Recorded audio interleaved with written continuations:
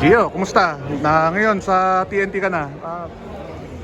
I'm good and I'm so happy kasi nga tinulungan ako ni Ninong Boss Danny. Siyempre, siya yung ano natin dyan sa mga problema natin pag wala tayong team. So, thankful ako na nakapunta ako dito sa team natin. So, I'm so excited. Diyan ba nangyari?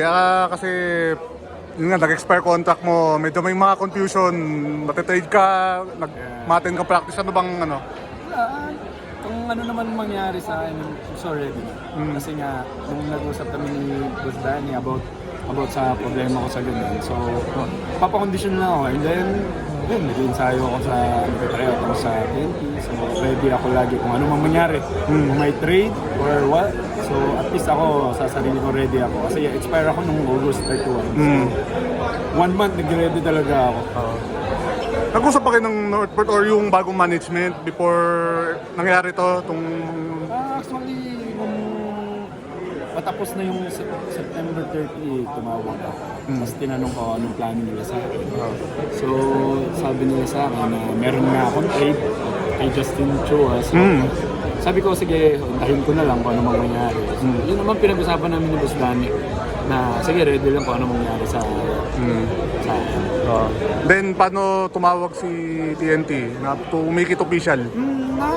Walang tawag. Kumbaga, tinanong ko si Boss Danny kung pwede ako mag-tryout. So, ayun na, tryout ako. Yun yan. Gio, tong TNT, coming up muntik na mag-Grand Slam, contender for this season, anong Bisaya, so atom ka naman. For me, sobrang excited ako. Kasi nga, itong team na to, I know na winning team. So, for me naman, gusto ko rin yung ganun na culture. So, mahahatak ako. Saka, syempre, ako naman, I'm a winning person. So, yun lang yung ano ko sa sarili ko na kung anong kaya kong itulong sa team, ibibigay ko. Namiss mo bang sa winning team? Yeah, syempre. Mongolia. Kasi doon tayo galing. For now, let's move forward. And then, nandito na tayo sa panibagong team. So, yun.